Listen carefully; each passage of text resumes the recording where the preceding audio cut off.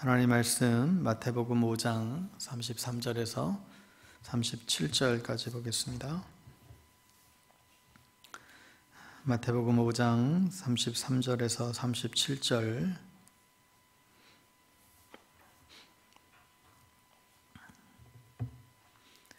우리 합독하여 하나님 말씀 읽습니다. 시작.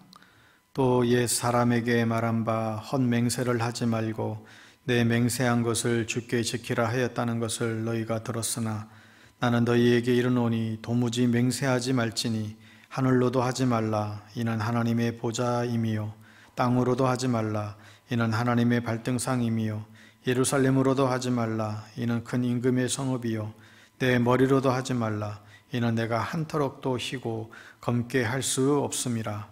오직 너희 말은 옳다 옳다 아니라 아니라 하라. 이에서 지나는 것은 악으로부터 나느니라. 아멘. 오늘도 새벽을 깨우신 모든 성도님들 승리하셨습니다. 주 안에서 오늘도 하나님의 은혜와 격려가 있게 되기를 바랍니다. 10년 전 통계이긴 하지만 우리나라에서 한 해 동안 위증 사건, 위증이라는 게 뭐죠? 누군가를 거짓으로 증언해 주는 거잖아요. 이런 위증 사건이 그래서 이 위증으로 기소된 사람이 한 해 평균 2000년도 자료인데 1198명, 기윤실에서 나온 자료인데 지금은 뭐 훨씬 더 이제 많이 늘었겠죠.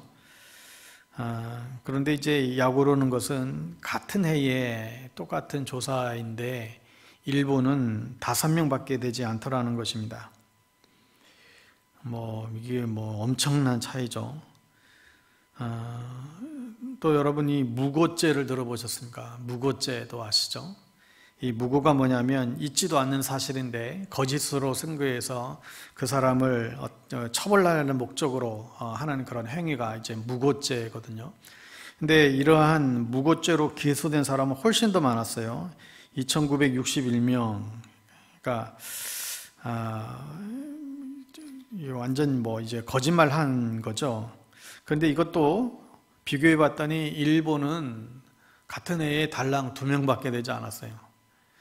이게 차이가 나도 너무 차이 나지 않습니까? 우리나라보다 인구가 훨씬 더 일본이 1억이 넘으니까 훨씬 더 많은데 거기에 비하면 달랑 2명밖에 무고죄로 기소됐다는 통계를 보게 됩니다.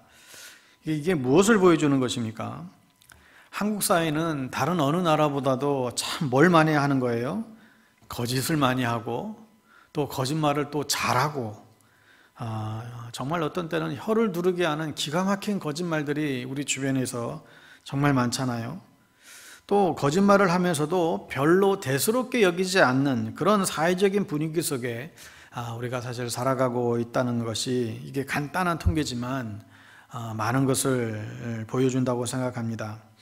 우리가 일본에 대해서 사실 감정도 별로 좋지 않고 한일전 운동 경기라도 여기면 아주 그냥 목에 핏대를 세우며 우리가 응원하는 한국인이지만 일본인들의 어떤 성실, 근면, 어떤 이 정직의 덕목들은 어느 나라보다도 뛰어나다는 것을 부정할 수가 없는 사실입니다. 여러분, 이 위증이나 무고죄 같은 것은 사실 아주 그냥 간단한 문제가 사실 아닙니다. 누군가의 잘못된 증언으로 인해서 또 의도적인 어떤 거짓으로 인해서 어떤 한 사람의 인생을 완전히 파멸시킬 수도 있고 또 어려움에 또 처하게 할 수도 있는 일이죠. 정치적인 그 공방들 여러 가지 사건들을 보면 정말 그 안에 얼마나 많은 위증과 이 무고죄들이 들어있는지 모릅니다. 알리바이를 조작하고 서류를 조작하고 그래서 또 상대방의 주장을 뒤엎고 또 다른 증언이 나타나서 또 그 판을 또 뒤집고 이게 지금 우리 정치판에서 일어나는 아주 그냥 싸움의 연속처럼 보이기도 합니다. 과연 진실은 어디에 있을까 질문하게 되지요. 여러분, 그런데 우리 사회를 보면서 참 속상한 것은 거짓을 말하면 불이익을 당하고 손해를 봐야 이제 그게 당연할지인데 오히려 이상하게 거짓을만 하면 손해도 하나도 보지도 않고 또 불이익도 당하지 않는 이상한 일들이 우리 사회에서 일어나는 것입니다. 그래서 이 사회 안에 또 이상한 말들이 돌잖아요. 그게 뭐겠어요? 정직하면 손해본다는 거예요.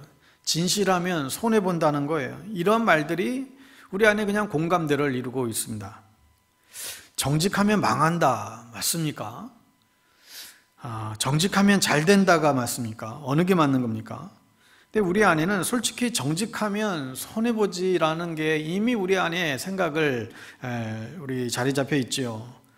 정직하면 출세해요, 못해요? 정직하면 승진을 빨리 합니까, 못합니까? 이게 다 쉽지 않은 문제입니다. 그러니까 우리가 거짓을 말해도 큰 양심의 가책을 느끼지 않는 것이 그것도 별로 느끼지 못하고 뭐 남들도 다 하는데 뭐 누구나 이 정도는 다 하는데 이런 생각들이 우리를 지배하고 있습니다. 어찌 보면 이러한 불행한 어떤 삶의 모습에 빠져 있다는 것이죠. 여러분, 우리는 어떻습니까? 오늘날 참 안타깝게도 개독교라고 불리는 이 시대에서 우리는 세상 사람들에게 신뢰의 그런 대상이 되고 있지 못하고 있죠. 교회를 사람 보고 다니나 하나님 보고 다니지. 우리가 이렇게 쉽게 얘기할 수도 있겠지만, 그래서 혹이라도 사람에게 상처받지 말고 하나님만 보고 다니라고, 믿음 생활은 하나님 보고 하는 거라고 그렇게 이런 말들을 하게 됩니다. 그런데 그게 그렇게 됩니까? 불신자일수록 또 초신자일수록 우리는 의뢰이 먼저 믿는 사람들의 행실을 보고 하나님을 보게 된다는 것입니다. 그래서 우리는 어딜 가든지 그리스도의 편지가 돼야 되고 그리스도의 향기가 돼야 된다는 것을 말씀하는 거죠. 나를 통해서 내 안에 살아계시는 그 하나님을 그들이 볼 수 있도록 만들어야 되는 것입니다. 여러분, 이 진실이라고 하는 거 한자말 그대로 보면 참진자의 열매 실자예요. 그러니까 진실이 뭐겠어요? 진리의 열매가 진실인 것입니다. 그러니 진실이 뭐냐면 진리를 행함으로 인해서 거기서 나오는 어떤 삶의 결과치가 어떤 진실한 삶의 모습으로 나타난다는 것입니다.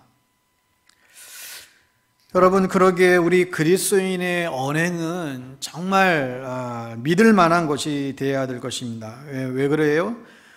복음이 진짜인지 아닌지를 정말 사람들이 판단하게 되는 첫 번째 근거가 되어버리기 때문이죠. 우리의 언행을 보고 우리가 믿고 있는 복음이, 우리가 믿고 있는 그 신앙이 참인지 거짓인지 사람들이 분별하는 첫 번째 관건이 되어버리기 때문에 그렇습니다. 여러분, 만약에 여드름 치료제를 판매하는 어떤 그 직원의 얼굴이 온통 심한 어드름으로 투성이라고 한다면 누가 그의 이 약을 쓰면 다 깨끗이 낫는다고 누가 그의 말을 듣고 그 치료를 사겠습니까? 갤럭시 핸드폰을 홍보하는 직원이 본인은 아이폰을 쓰면서 갤럭시 좋습니다라고 판매를 한다면 누가 갤럭시를 버리고 아이폰을 사겠습니까? 그리스도의 삶에 복음의 어떤 능력이 나타나지 않는다면 누가 복음이 진리라고 그렇게 믿겠느냐는 말이죠. 그래서 주님은 제자들에게 진리를 쫓는 이들의 삶에 거기에 걸맞는 그런 언행을 가지고 살라고 지금 당부하고 있습니다. 산상수훈의 말씀이 다 그런 거 아니겠어요? 우리가 그리스도인으로서 어떻게 살아가야 되는가? 그리스도인으로서 우리의 일상의 삶 속에서 어떤 모습이 있어야 되는가? 거기에 대한 계속적인 그런 설명들을 하고 있는데, 오늘 본문이 그것이죠. 예수님은 당시 사람들이 흔히 하던 맹세의 관습을 예로 오늘은 들고 있습니다. 33절에 보시면 또 옛 사람에게 말한 바 헛맹세를 하지 말고 내 맹세한 것을 주께 지키라 하였다는 것을 너희가 들었으나, 오늘날의 이 약속, 이 계약이라고 하는 것이 예전에는 맹세였죠. 그래서 당시 사람들은 맹세를 통해서 집과 가축과 또 그런 양식을 거래하고 이런저런 약속을 했던 것을 볼 수가 있습니다. 이 맹세는 사람과 사람 사이에 어떤 신뢰가 형성되게 만드는 아주 중요한 관습이죠. 예나 지금이나 이 신뢰라고 하는 것은 그 공동체의 안녕과 발전에 가장 중요한 요소입니다. 모세의 율법에서는 신뢰가 있는 사회를 만들기 위해서 그래서 이 맹세를 굉장히 신중히 하라고 그렇게 권하였습니다. 헛맹세를 하지 말라는 것이죠. 즉 거짓말을 하지 말라는 거예요. 또 맹세를 했으면 그것을 또 반드시 지키다는 것이죠. 약속은 꼭 지키라는 것입니다. 그런데 이러한 이 가르침은 이 모세의 율법에서부터 참 흠잡을 데 없는 유익한 것이지만 예수님 당시에 이 유대인들은 이 말씀을, 이 율법을 잘못 왜곡하여서 그들은 여러 가지 문제를 만들어냈습니다. 가장 심각한 것은 이 맹세를 너무 쉽게 남발하는 문제가 있었습니다. 그래서 어떤 사람은 툭하면 나는 예루살렘을 걸고 이제 맹세를 하고, 어떤 사람은 나는 성전을 걸고 맹세한다. 나는 어떤 사람들은 난 저 하늘을 걸고 맹세하고, 어떤 사람들은 심지어 나는 하나님의 이름을 걸고 맹세한다. 또 어떤 이들은 자신의 머리를 걸고 맹세한 이들도 있었다는 것이죠. 그러니까 맹세를 남발하다 보니까 별의별 것들이 다 동원이 되었습니다. 그러니까 문제는 뭐냐면 이 맹세를 지키지 못하면, 내가 그 어떤 것을 걸고 맹세를 하는데 그 맹세를 지키지 못하면 그것을 걸고 맹세한 그 대상이 아주 모독을 당하는 결과가 온다는 것이죠. 여러분 아직까지 기억하시는 분들이 많이 계실 것입니다. 소위 그 온노비 사건, 그 유명한 사건 기억하십니까? 1999년 당시 외환 밀반출 혐의를 받고 있었던 여기 우리 가까운 이 신동아 그룹, 이 당시 최순영 장로님의 그 부인인 이영자 권사님이 남편의 구명운동을 벌이는 가운데에 고위층 인사들의 부인들에게 고급 옷을, 그때 뭐 밍크토롯인가 한 수천만 원 옷들을 그렇게 로비한 사건이죠. 이때 대한민국이 처음으로 특별 검사 제도가 이때 시작이 됐어요. 그때 도입이 된 거죠. 이 사건과 관련되었던 분들, 당시에 그 김태정 법무장관 그 아내 연정희 군사, 이 아내가 이 사건에 연루되면서 법무장관 된 지 취임 15일 만에 사임하기도 했죠. 또 전 통일부 아무개 장관의 부인 배모모 씨도 있었고, 그때 그 디자이너 앙드레 김, 그때 이분도 법정에 불려 나와서 본명이 김봉팔, 이 본명이 드러나는 해프닝도 또 있었죠. 이 사건의 진위 여부를 떠나서 이 과정에서 그 온노비 청문회가 이루어졌는데 뜨거운 진실 게임이 벌어졌습니다. 근데 공교롭게도 재판장에 섰던 이 여인들은 한국을 대표했던 대형 교회의 권사님들이셨습니다. 이분들이 법정에 서서 맹세를 합니다. 그것도 자신들은 성경에 손을 넣고 자신들의 주장이 거짓이 없음을 그들은 주장했습니다. 그런데 그것이 나중에 거짓인 것이 드러나고 말았죠. 여러분, 이 모습을 본 세상 사람들이 무슨 생각이 들었을까요? 야, 저들이 믿는 신은 정말 거짓 나부랭이 하나님에 불과했던 것이죠. 그게 얼마나 당시에 하나님의 이름을 우습게 만들었는지 모릅니다. 자신을 변호하기 위해서 하나님의 이름을 팔고 성경을 판 것이죠. 진리 대신 예수를 믿는다라고 하는 사람들이 전 국민이 지켜보는 그 앞에서 나는 성경을 걸고 하나님을 걸고 그렇게 자신의 입장들을 거짓 맹세하는 웃지 못할 부끄러움을 자아내고 말았습니다. 바로 이런 것입니다. 예수님은 당시에 그들이 저질렀던 그 잘못을 꼬집으면서 율법의 본래 의미를 다시금 재해석해 주고 있습니다. 이 가르침은 예수님의 제자된 오늘날 이 그리스도인들이 가져야 될 이 언행에 대한 이 바른 자세를 지금 이야기해 주고 있죠. 여러분, 우리 그리스도인들의 언행에 있어서 꼭 필요한 중요한 요소 몇 가지를 보겠는데, 첫 번째는 성실함입니다. 이는 언제 어디서나 한결같다라는 것이죠. 앞이 다르고 끝이 다르고 뒤가 다르고 이게 아니라, 처음이 다르고 끝이 다르고 이게 아니라 한결같다라는 것입니다. 24절 25절을 보시면 나는 너에게 이르노니 도무지 맹세하지 말지니 하늘로도 말라 이는 하나님의 보좌이며 땅으로도 말라 이는 하나님의 발등상이며 예루살렘으로도 말라 이는 큰 임금의 성읍이요. 그러니까 예수님의 이 첫 가르침은 도무지 맹세하지 말라는 거예요. 이 가르침에 순종하기 위해서 사제로 보면 이 아미시 같은 메노나이트 교단이나 퀘이커 교단이나 여호와의 증인이나 이들은 이 말씀을 그대로 문자 그대로 받아들여서 법정에서 증인 선서한다든지 일체의 어떤 선서나 맹세를 그들은 거부하는 모습들도 볼 수가 있습니다. 그러나 예수님은 이 맹세 금지라고 하는 새로운 율법을 지금 제자들에게 사람들에게 지금 제정하시려는 게 결코 아닙니다. 이 맹세하지 말라라고 하시는 그 다음에 등장하는 이 말의 의도를 주목해서 봐야 됩니다. 고대 근동 사람들은 자신의 약속을 반드시 지킬 것이다 라는 것을 상대방에게 이해시키기 위해서 이것을 어길 경우 내가 신께서 자신을 벌할 것이라고 하는 그런 단서를 붙여서 그들은 맹세했다는 거예요. 내가 이것을 반드시 지킬 건데 내가 이거 지키지 못하면 내 신께서 반드시 나를 징벌할 것이다. 그렇게까지 이제 얘기를 함으로 자신의 얘기에 대해서 이제 어필을 했다는 것이죠. 그러나 레위기를 보면 이렇게 맹세해놓고 어기면 결국 그 맹세의 보증자가 되신 하나님까지 거짓말쟁이로 만드는 것이 아니냐. 그래서 아예 하나님의 이름을 걸고 맹세하지 못하도록 그렇게 이제 율법에 정해진 것이죠. 레위기 19장 12절에 너희는 내 이름으로 거짓 맹세함으로 내 하나님의 이름을 욕되게 하지 말라. 나는 여호와니라.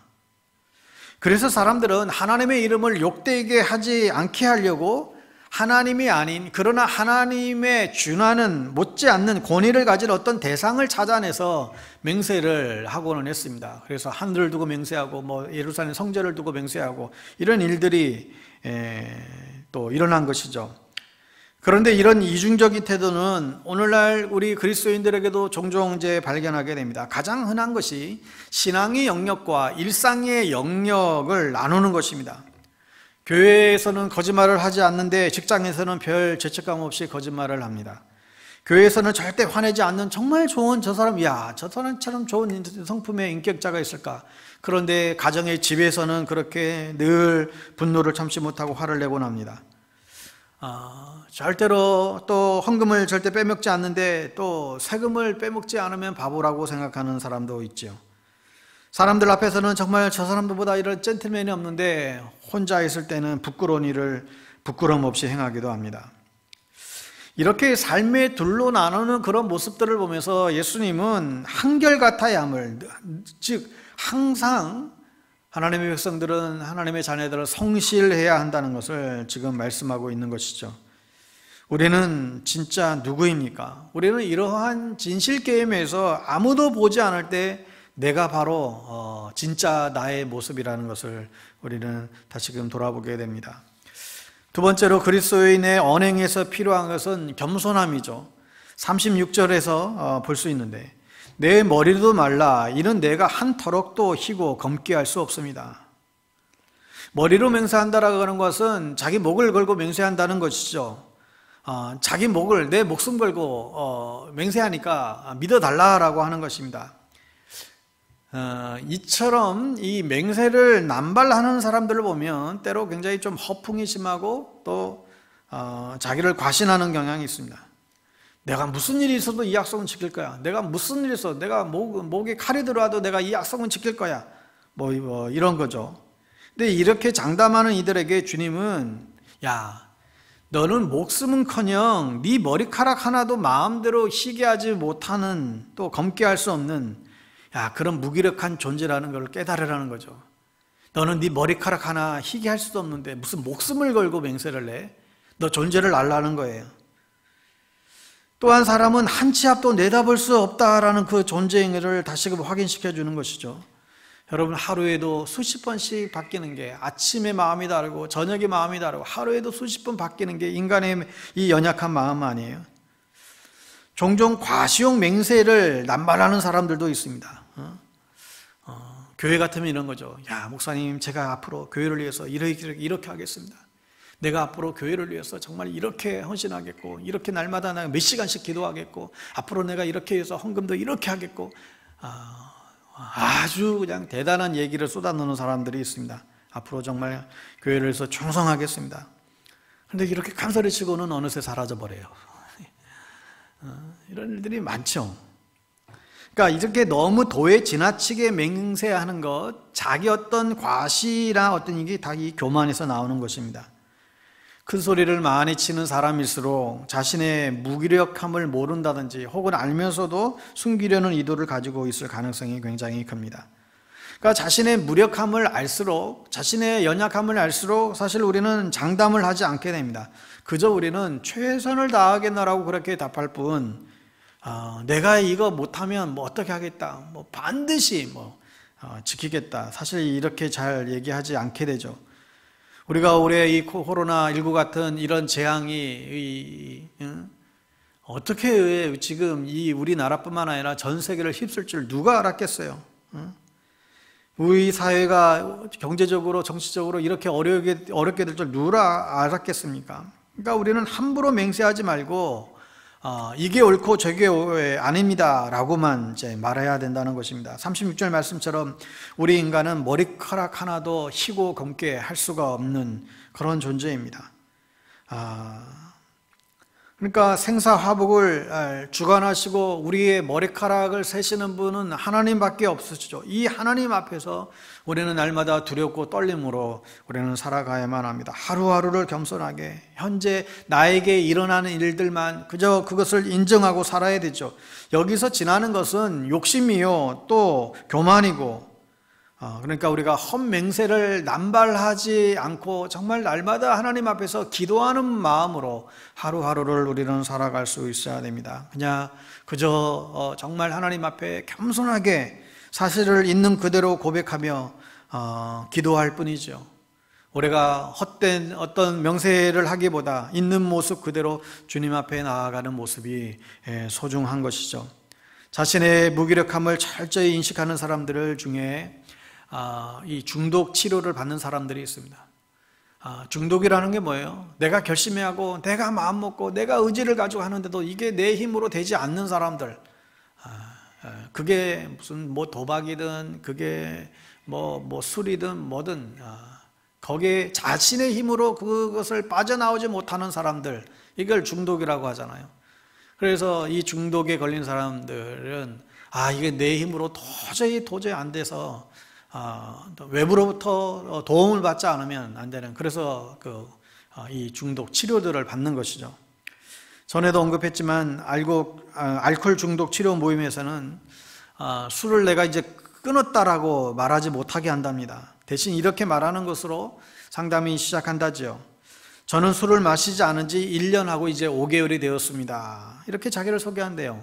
이 말은 뭐예요? 언제든 다시 술의 유혹에 넘어갈 수 있는 나약한 자신의 존재의 힘을 그렇게 인정한다는 뜻이고, 그런데 이런 사람일수록 그 유혹을 더 잘 이긴다는 것입니다.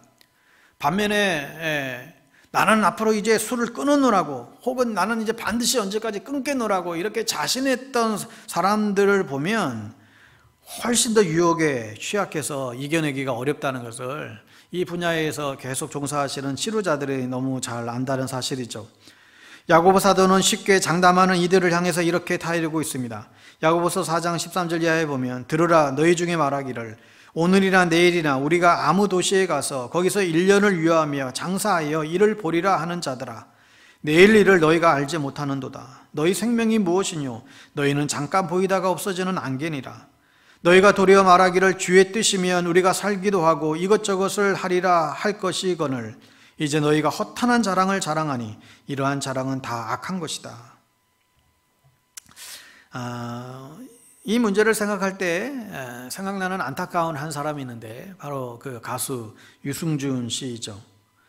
폭발적인 인기로 한국 가요계에서 정말 탑스타에 올랐던 그가 어느 날 한 기자가 자기 집에 찾아와서는 무심코 질문을 던집니다.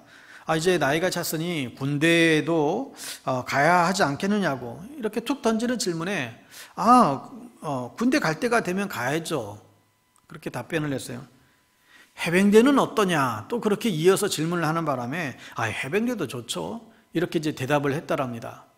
그런데 그 다음날 아침에 유승중 해병대 자원 입대 선언, 이런 기사가 온통 매스컴에서 쏟아졌고, 그 얼마 지나지 않아서 이 미국 시민권을 이제 취득하고 군대를 가지 않자 한국 사람들에게 아주 괘씸죄에 걸리고 말았지 않았습니까? 한국 연예계에서 퇴출된 것은 물론이고 공공이 저기에 대해서 지금까지도 아마 어떻게 되는지 모르겠어요. 한국 입국 허가 자체가 불가해서 계속적인 그런 법정에 투쟁을 벌이는 것으로 알고 있는데, 이 언론의 무책임한 그런 행태에 억울할 수도 있겠지만 좀 군이 입대에 대해서 좀 더 신중하게 말했더라면 이렇게까지 미움을 받았을까? 더 안타까운 것은 그가 각종 가요제에서 아주 최고의 상들을 다 휩쓸면서 그때마다 할렐루야 하나님께 모든 영광을 올려드립니다, 그렇게 신앙 고백으로 칭찬을 받았던 그런 분이셨죠. 덩달아 그의 신앙 고백조차도 얼마나 조롱거리가 되어버리고인지 모릅니다. 저는 그분의 신앙도, 또 그분이 군 입대를 장담할 때 그 순수성도 저는 전혀 의심하지 않습니다. 그걸 무슨 거짓으로 했다고 생각이 들지 않습니다. 근데 그를 공경에 빠뜨린 것은 그가 미래를 얼마나 장담할 수 없는 나약한 존재라는 사실을 그가 간과한 것이죠. 내 자신이 얼마나 연약하고 또 앞으로 미래가 어떻게 펼쳐질지 거기에 전혀 모르는 거기에 대해서 그가 그걸 몰랐다는 것입니다. 사람은 미숙할수록, 경험이 적을수록 장담을 많이 하게 됩니다. 경험과 지혜가 쌓이고 성숙하면 성숙할수록 그 결과를 장담할 수 없고, 인간은 그저 최선을 다할 뿐임을, 그리고 그 결과는 하나님께 맡길 수밖에 없다는 사실들을 이야기하게 되죠. 우리가 이러한 실수에 우리가 조심해야겠다, 다시 한번 생각을 하게 됩니다. 셋째로 그리스도의 언행에 있어서 꼭 필요한 요소는 진실함입니다. 37절에 보면 오직 너희 말은 옳다 옳다 아니라 아니라 하라, 이에서 지나가는 것은 악으로 쫓아나느니라. 예수님은 하나님의 이름이나 목숨을 걸 만한 어떤 맹세와 같이 인간이 감당하기 힘든 그런 과한 장담을 하지 말라는 것입니다. 그러면 어떤 태도를 말해야 되는 것입니까? 그저 옳은 것은 옳다 하고 틀린 것은 틀렸다라고 하면 하라. 그러면 충분하다는 거예요. 옳은 것은 옳은 것이고 아닌 것은 아닌 것이죠. 예스냐 노냐 이것만 분명히 입장을 취하라고 하는 것입니다. 이것은 진실을 있는 그대로 과장하거나 왜곡하거나 거짓으로 꾸미지 말고 말하라는 것이죠. 진실을 말함에 있어서 내가 이 말을 함에 있어서 내가 이 말로 인해서 내가 이익을 볼 것인가 불이익을 볼 것인가, 이거 계산하지 말라는 거예요. 내가 이 말을 하면 내가 무엇을 얻을까, 내가 이 말을 하고 인해서 내가 무엇을 손해를 볼까, 그거 고려하지 말라는 것입니다. 우리 주변에도 항상 이 머리 굴러가는 소리가 들리는 사람들이 있잖아요. 늘 계산하는 사람들, 그게 눈에 그냥 다 보이는 사람들도 있잖아요. 그런 고려를 하게 되면 어떤 과장과 왜곡과 거짓을 말하게 되기 때문입니다. 이것은 또 말하는 이의 진실성을 듣는 이가 의심할 이유가 없도록 하라는 말이기도 하죠. 저 사람이 이렇게 했으면 이런 거야, 이렇게 믿음을 줄 수 있는 사람이 되라는 것입니다. 어쩌면 우리는 세상 속에서 보증수표와 같은 그런 사람이 되어야 된다고 얘기하는 것입니다. 여러분, 오늘날 이 세상은 정말 믿을 수 없게 만드는 많은 거짓들이 있습니다. 특별히 오늘날 우리 주변에 떠도는 이 가짜 뉴스들이 얼마나 많이 있는지 모릅니다. 종종 아는 성도님들로부터 카톡으로 저에게 보내주시는 문자와 그런 카톡들이 있습니다. 그런데 많은 부분들이 가짜 뉴스임을 보게 될 때 참 마음이 아플 때가 있습니다. 야, 이거 공식 뉴스만 잠시만 검색해도 거짓 뉴스에 넘어가지 않았을 텐데 이 가짜 뉴스를 계속해서 퍼다 나르는 모습을 보면서 안타까울 때가 있습니다. 여러분, 한국의 초기 기독교인들은 당시 1%의 1200명 인구였을 때 1% 한 10,000명 정도밖에 되지 않았던 초기 기독교인이라고 하잖아요. 그런데도 불구하고 세상은 그리스도인들을 향하여서 그들의 진실성을 아주 인정해 주었죠. 그래서 초기에 우리나라에 기독교에 들어왔을 초기 믿었던 그 신자들, 돈을 빌려주라고 했을 때도 내가 그리스도인이다 하면 보증도 서지 않고 빌려줬다라는 것을 우리가 보게 되죠. 그만큼 신뢰를 받았다는 것입니다. 오늘날 교회와 우리 그리스도인들을 볼 때에 정말 거기에 비해서 부끄럽지 않을 수가 없습니다. 우리의 진실됨은 다 사라지고 또 신뢰할 수 없는 그런 단체가 되고 말았습니다. 바라기는 다시금 우리 그리스도인들이 이 사회의 문화를 바꾸는 이 운동들을 펼쳐야 하겠습니다. 거짓의 문화가 아니라 정말 진실의 문화를 세워가는 데에 우리 그리스도인들이 앞장설 수 있어야 되겠습니다. 우리가 언제 어디서나 그리스도인이라 고백할 때 그것이 우리의 신분증이 되고 그것이 믿을 수 있는 근거가 된다고 한다면 이 땅에 하나님의 나라의 복음을 우리가 훨씬 더 확산될 수 있을 것입니다. 오늘 진실되고 겸손하고 성실한 사람들, 그러한 사람들이 그리스도인임을 또 하나님의 사람임을 인정하는 그 날들을 우리가 다시 맞이할 수 있도록 간절히 소망하고 기도하는 이 아침이 될 수 있게 되기를 바랍니다. 오늘 말씀을 우리 적용하며 우리 함께 더 묵상으로 기도하겠습니다. 위증이나 무고죄로 인하여 다른 사람들을 아프게 하는 일들이 한국 사회에서 줄어들게 하여 주옵소서. 진리 대신 예수 그리스도를 닮아감으로 우리의 삶이 진실되고 삶 속에 아름다운 열매를 맺게 하여 주옵소서. 그리스도인들의 이 언행을 통하여 참된 복음의 증거를 나타나게 하여 주시고 하나님의 영광을 가리는 모든 행동들을 제거할 수 있도록 주님 도와주옵소서. 그리스도인의 언행에 있어서 꼭 필요한 이 성실함, 겸손함, 이 진실함으로 인해서 이 땅에 있는 모든 거짓의 문화를 정말 진실의 문화로 바꿔가는 참된 그리스도인들 될 수 있도록 주님 도와주십시오. 그리고 그 일에 우리 자신이, 우리 교회가 먼저 앞장설 수 있도록 우리를 붙잡아 달라고 오늘 말씀을 다시 한번 묵상하며 되새기며 우리 기도하며 나가겠습니다. 아버지 하나님, 온통 세상이 거짓이 판을 치고 또 거짓이 당연하시 여기는 하나님 이 시대를 저희들 살아갑니다. 진실하면 손해본다고 하는 공감대가 형성된 어쩌면 거꾸로 된 잘못된 세상을 우리가 살아가고 있습니다. 오 아버지 하나님, 하나님의 사람들은 이 시대의 풍조를 따르는 사람들이 아니라 그 시대를 거슬러 올라가는 사람들이라고 계속해서 말씀하고 있습니다. 하나님이 이 세상의 이 풍토에 우리가 휩쓸려 가지 않고 오로지 주님의 말씀이 우리의 기준이 되게 하시고 주님의 말씀이 진리가 되게 해주셔서 주님, 이 세상에 그릇되고 잘못된 모든 것들을 다시금 새롭게 잡아가는 하나님의 사람들 되기를 원합니다. 특별히 거짓된 맹세와 위증과 또한 어떠한 무고로 인하여 다른 사람들을 아프게 하는 그런 삶들이 일어나지 않게 되기를 원합니다. 하나님, 자기 자신의 어떠한 유익을 위하여 또 자기 자신의 어떤 편익을 위하여 다른 사람을 공경에 빠뜨리는 그런 악한 일들이 하나님 우리 안에 일어나게 되지 않게 되기를 원합니다. 또한 헛된 맹세로 인해서 자기 자신을 자만하고 또 교만하여 스스로를 속일 뿐만 아니라 하나님을 속이는 그런 일들 생겨나지 않도록 오 아버지 하나님 우리에게 은총을 드립해 주시기를 원합니다. 하나님, 우리 스스로 하나님 이 모든 것들을 감당할 수 없어서 하나님의 도우심과 긍휼을 구하오니 주님, 우리 모두에게 은혜와 진리로 함께하여 주시고 주여 우리의 모든 삶을 통하여서 또 내 삶의 여정의 모습을 통하여서 그리스도가 밝히 드러나는 하나님 그런 삶 우리 모두 살아갈 수 있도록 인도하여 주시옵소서. 주님의 이름을 찬양하고 기도합니다.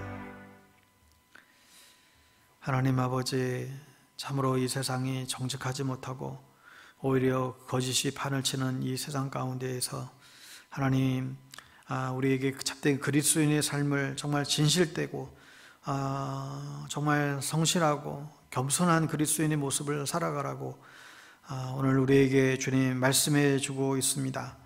오 아버지 하나님, 세상 가운데에서 정말 많은 수많은 이 진실 게임 속에서 우리가 때때로 또 혼란에 빠지고 또 어려움에 빠질 때가 있습니다. 하나님, 그렇지만 거짓으로 이 세상을 위증하며 사는 존재들이 아니라 하나님의 다스림을 받음으로 말미암아 하나님의 진리 가운데 거하는 저희들 될 수 있기를 간절히 원합니다. 오 아버지 하나님, 그로 인하여서 그리스도인들이 가는 곳곳마다 우리를 통하여, 우리의 언행을 통하여서 하나님의 모습이 드러나고 주님의 향기가 드러나고, 그리하여 이 세상을, 이 잘못된, 이 거짓된 이 세상을 다시금 새롭게 하고 다시금 진실되게 만드는 일에 우리 모두가 앞장설 수 있는 우리 그리스도인들, 또한 몸된 교회들 다 되어줄 수 있도록 은혜를 더하여 주시옵소서. 예수님의 이름으로 기도드리옵나이다. 아멘.